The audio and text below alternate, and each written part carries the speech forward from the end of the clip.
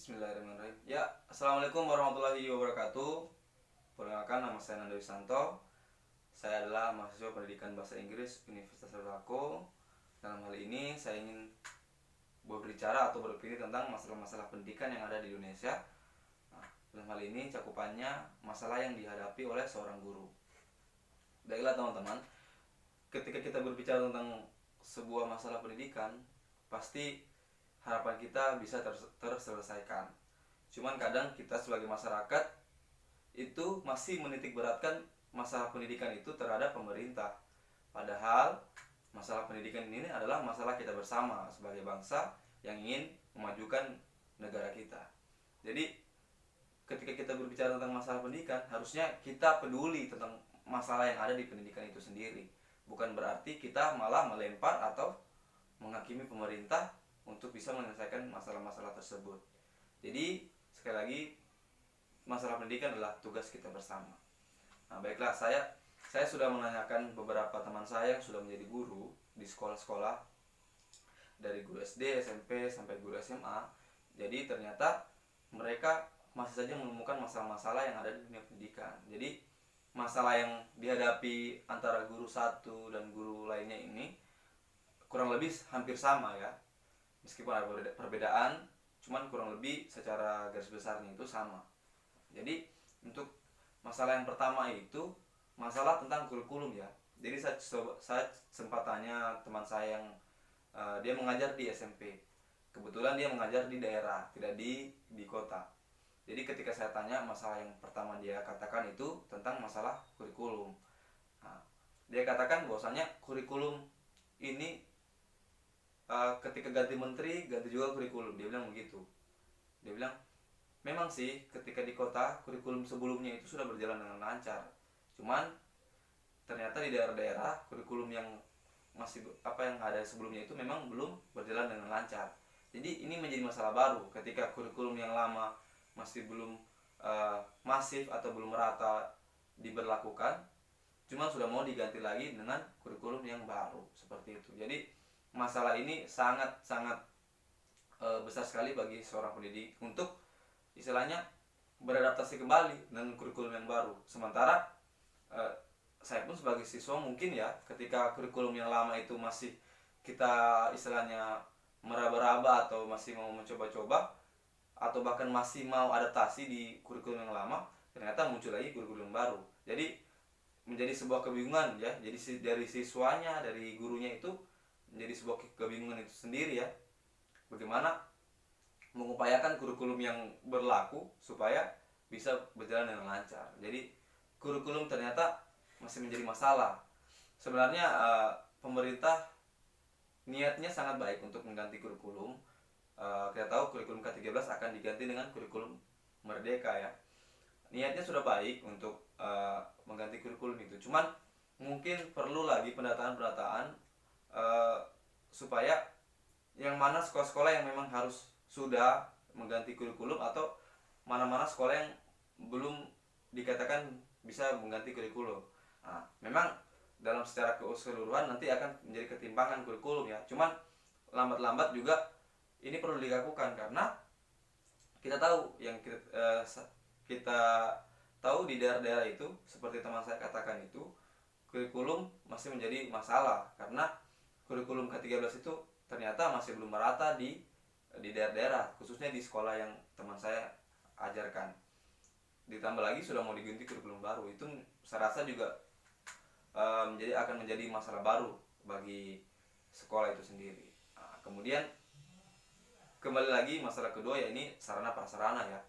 Nah, sarana prasarana ini juga masih menjadi masalah. Seperti video saya sebelumnya, sarana prasarana ini kenapa kok di daerah-daerah itu selalu saja menjadi masalah besar untuk sarana prasarana. Menurut saya seharusnya titik berat pemerintah ini di daerah-daerah terlebih dahulu sebelum ke kota. Begitu agar suksesnya pendidikan itu ketika hal yang jauh itu sudah bisa dikatakan baik, bukan yang hal yang dekat. Jadi dalam hal ini saya singgung sekolah-sekolah daerah sudah baik, baru bisa dikatakan pendidikan itu sudah baik, seperti itu. Jadi untuk masalah sarana prasarana itu saya rasa harus segera dituntaskan seperti itu. Kemudian masalah yang selanjutnya ya ini masalah tentang lagi-lagi minat ya, atau kurangnya literasi dari siswa itu sendiri. Jadi teman saya ini dia mengajar di salah satu sekolah swasta ya, sekolah dasar, sekolah SD di swasta di Kota Palu. Nah, jadi saya tanya masalah apa yang dihadapi saat ini. Nah, ternyata sebelumnya dia ini pegang atau wali kelas di kelas 3 SD ya. Di kelas 3, ketika di kelas 3 dia istilahnya tidak terlalu banyak masalah yang dihadapi. Maksudnya apa yang dia berikan bisa berjalan lancar di dalam kelas. Kemudian ketika ketika semester sudah berjalan, ketika ini semester baru atau ajaran baru, dia dipindahkan mengajar di kelas 1. Kita tahu kelas 1 itu transisi dari sekolah taman kanak-kanak atau sekolah pendidikan usia dini, anak usia dini, beralih ke SD. Nah, masalah di sini terdapat sekali sangat besar, di mana siswa satu dia belum bisa membaca, itu menjadi masalah. Kemudian sifat bermain dari anak-anak ini yang memang harus istilahnya diakomodir dengan baik. Jadi kurangnya minat, kemudian tidak bisanya, masih belum bisa membaca, kemudian masih terdapat sifat yang ya kita tahu anak-anak itu sifatnya dunia anak ya, bermain, itu menjadi masalah bagi seorang guru yang mengajar di kelas 1. Memang sih saya rasakan lebih susah memang mengajar di anak-anak daripada mengajar yang sudah remaja dalam di SMP atau SMA. Lebih cenderung berat ya mengajar di sekolah dasar seperti itu. Jadi menurut saya sebelumnya kan kita tahu bahwasanya sekolah taman kanak-kanak atau sekolah pendidikan anak usia dini itu statementnya itu ranah bermain ya, ranah bermain. Jadi di situ siswa hanya mau ke sekolah saja, itu guru-guru sudah senang. Istilahnya di sekolah itu yang penting ada minat saja ke sekolah, itu guru-guru di PAUD itu ternyata sudah senang dengan hal yang seperti itu. Cuman ketika transisi lagi dari dia lulus dari PAUD masuk SD, ketika belum bisa membaca itu menjadi masalah besar lagi bagi guru SD itu sendiri.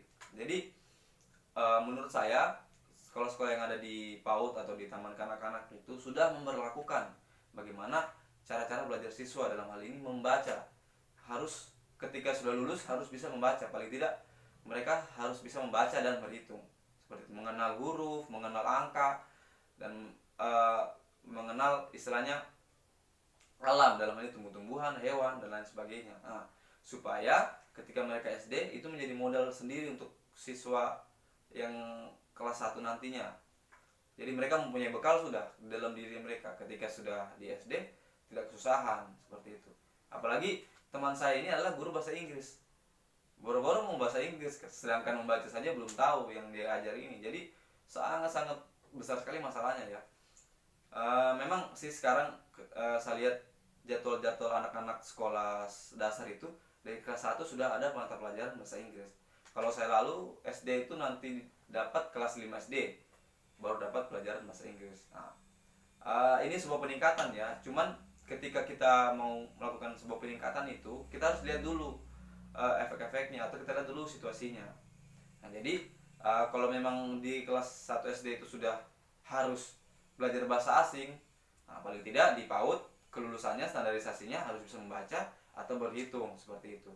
Banyak ya sekarang ini juga fenomenanya banyak guru-guru yang banyak masyarakat yang membeli ijazah PAUD supaya bisa masuk sekolah, karena kita tahu sendiri kalau belum sekolah di PAUD itu tidak bisa masuk ke SD. Jadi syarat utama sekarang masuk SD itu selain umur juga ijazah dari PAUD. Nah, kalau dulu kan bisa ada bisa tidak. Contohnya saya sendiri itu, teman-teman saya banyak yang tidak TK. Kalau dulu belum ada PAUD ya, masih TK. Banyak yang tidak TK tapi sudah bisa masuk SD kalau umurnya sudah mencukupi, seperti itu. Jadi ya kembali itu tadi ya, kalau memang mau melakukan peningkatan dari segi pendidikan, dari segi pengajaran, istilahnya sudah melakukan bahasa asing di kelas 1. Jadi di PAUD ini sudah harus bisa membaca dan berhitung, supaya nanti ketika di SD guru tinggal mengarahkan, tidak lagi susah payah untuk mengajarkan mereka tentang cara baca atau mengenal huruf atau mengenal angka, dalam hal ini berhitung, seperti itu. Kemudian ketika belajar dari pengalaman ya, saya juga sempat mengajar di beberapa sekolah, di SMP dan di SMA. Jadi ketika saya PPL itu saya mengajar di SMA. Masalah-masalah yang saya hadapi, contohnya sekarang ini akhlak ya, akhlak menjadi masalah juga dalam dunia pendidikan ternyata. Jadi kebetulan ketika saya mengajar itu, siswa saya itu di dalam kelas itu tetangga saya atau masyarakat sekitar yang ada di dekat rumah saya. Jadi dia sudah tahu saya, istilahnya begitu, dia sudah kenal saya. Jadi ketika masuk dalam kelas, dia panggil nama saya begitu, tidak menggunakan kata bapak atau kata yang lebih sopan untuk memanggil saya ya. Jadi ini masalah ya, masalah adab.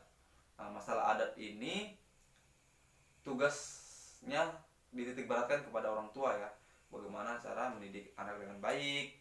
Itu juga berdampak besar bagi pendidikan yang ada di sekolah. Jadi sekali lagi saya katakan ya, pendidikan ini ada 3, pendidikan informal, formal, dan non formal. Yang mana di dalam 3 ini ada pendidikan yang namanya informal. Informal ini adalah pendidikan yang ada di lingkup keluarga.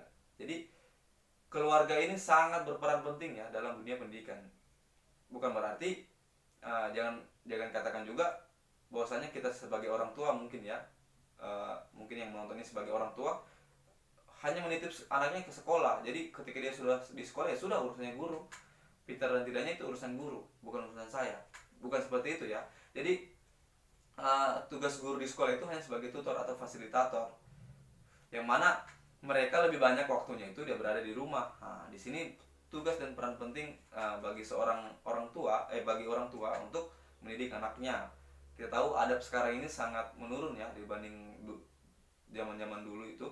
Adab sekarang sangat turun karena memang berdampingan dengan dunia modernisasi, segala macam sesuatu dengan mudah kita dapatkan informasi dengan sangat mudah, tidak perlu lagi membaca buku, hanya melihat di HP saja kita sudah tahu isi dunia dalam hal ini ya. Bisa dikatakan simpelnya seperti itu, isi dunia kita bisa tahu. Ternyata ini menjadi masalah juga untuk dunia pendidikan. Di samping kurangnya literasi, kurangnya minat baca, hanya tergantung kepada internet, berdampak pada akhlak juga nantinya. Jadi peran orang tua sangat dibutuhkan sekali ya di dunia pendidikan, seperti itu. Jadi untuk selanjutnya ini sekali lagi kepada masyarakat ya, masyarakat umum harus segera melakukan kesadaran ya, karena dalam komponen-komponen pendidikan itu masyarakat umum itu termasuk dalam komponen-komponen dunia pendidikan.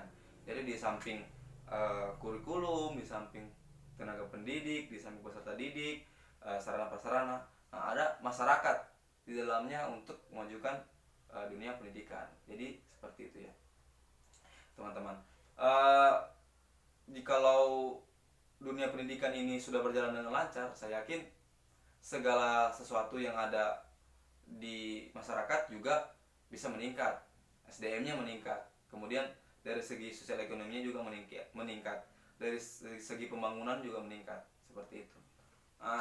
Mungkin pesan saya kepada masyarakat umum ya, sekali lagi jangan jadikan pendidikan itu sebagai alat untuk mencari pekerjaan ya.